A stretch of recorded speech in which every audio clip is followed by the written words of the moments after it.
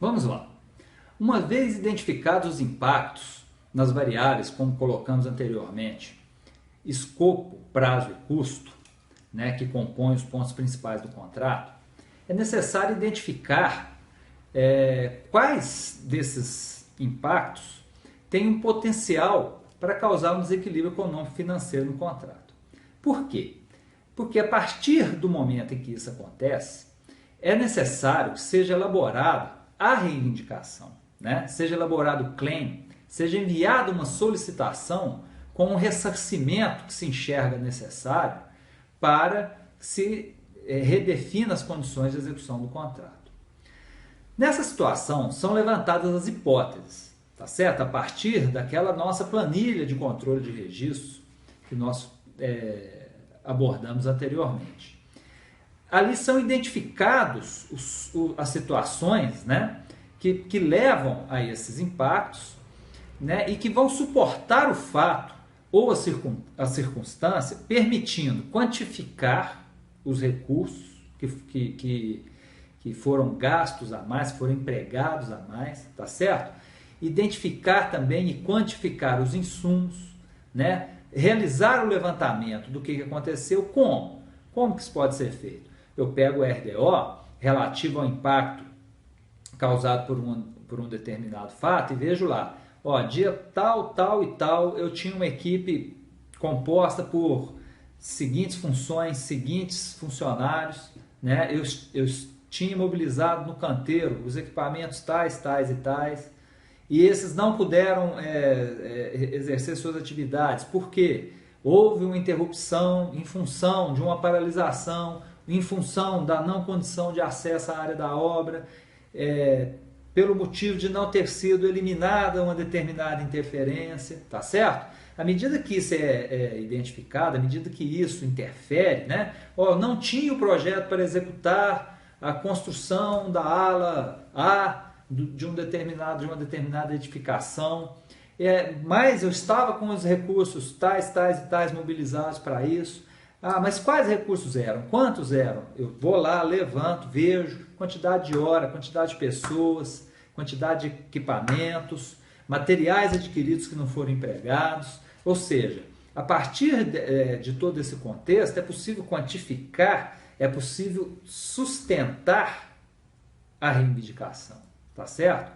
De forma que ela possa ser encaminhada e faça parte de um rito, né, de análise, né, de tratativas, para se chegar ali a um consenso que permita a reposição justa, tá certo? Aqui nós estamos sempre com foco no que é justo, no que é devido por uma das partes, tá certo? Sempre com o conceito de compliance envolvido em todas essas tratativas que foram citadas aqui. Isso é um ponto passivo, né? Que não entra nem em discussão, né? Nós estamos tratando aqui tudo do justo, do devido, dentro da regra, tá certo? Dentro da base contratual, para que se prevaleça a justiça entre as partes que estão executando, ou seja, para que não seja imputado um dano indevido para uma das partes, tá certo? Isso vale para as duas partes, né? Nós estamos falando, em alguns casos, de perdas voltadas para o contratado. Agora, o contratante também sofre perdas se o contratado não desempenhar suas atividades dentro do que foi previsto. Ele vai ter o atraso em receber o empreendimento dele, ele vai ter atraso em colocar a unidade dele em produção, vai ter atraso em conseguir ter o retorno do investimento que ele fez.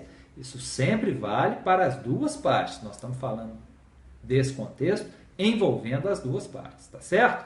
E o contratante sempre vai ter também os elementos, né, fundamentados nos registros e os instrumentos que o contrato define para ele buscar essa equalização. Ele pode aplicar uma multa, né, ele pode fazer uma retenção, ele pode fazer uma série de coisas dentro das prerrogativas contratuais para buscar uma compensação, tá certo? Então, sempre lembrando e frisando, isso aqui é uma estrada de mão dupla, né? Nós não estamos aqui falando de um lado, estamos aqui falando sempre dos dois lados, que certamente o objetivo dos dois lados é executar o escopo no prazo e no custo previsto. Tá ok? Bom, a sequência disso tudo daí, né, que nós colocamos, pode ser resumida dentro de alguns passos. Eu estou aqui elencando 6 passos, né, que vão levar, né, a cabo, né, vão levar à definição, utilizando tudo que foi colocado aqui, da situação que está sendo tratada. O primeiro passo, então fazendo aqui uma recapitulação do que falamos, tá certo? O primeiro passo é o registro do evento gerador, né, do impacto, tá certo? O segundo passo, o envio de uma notificação, né, à contratada ou à contratante, como coloquei antes, depende aí de qual dos lados, tá certo? Na sequência, em terceiro, o envio da análise dos impactos e os custos resultantes em função disso, tá certo? O quarto passo é a entrega de um documento, né, de um pleito, de um claim, de uma reivindicação, né, estruturada num documento formal que é entregue, que vai ser o instrumento de análise das partes e que vai levar ao quinto passo, que é a negociação, né? Sentar, avaliar, entender, buscar as evidências, enxergar as aderências e a partir daí atingir o sexto passo, que é o fechamento, né, estratégico, né, de um preço que vai definir ou de uma penalização, né, que vai ser aplicada para essa situação que gerou esse conflito, tá certo? É fundamental, né, que quanto mais cedo e quanto mais rápido as informações forem enviadas e esse processo for deflagrado, for iniciado, melhor é o resultado da negociação, tá certo? Que vai formalizar, né, um ponto de discordância, né, que vai trazer isso para o contrato, né, lembrando que nós falamos lá no início, né, uma reivindicação negociada vai deixar de ser uma reivindicação e vai passar a ser uma mudança acordada, tá certo? Que vai fazer parte de um aditivo contratual, né, redefinindo a forma de execução, né, vai ser agregado a formalização do contrato, né, através de um aditivo e vamos seguindo em frente, né? E isso é uma coisa dinâmica. Isso acontece ao longo do ciclo de vida do contrato, né? Não é uma vez, né? São quantas vezes forem necessárias para se manter essa equalização, tá certo? E essa dinâmica, ela é saudável, né? Ela tem que ser racional, ela não pode ser emocional. Esse é um ponto também que sempre é colocado, que a gente sempre busca ressaltar. Muitas vezes, né, quando está se tratando disso, é passível de se entrar no campo das emoções, né? Eu não falei isso, isso você que está colocando, não foi assim que eu quis dizer, né?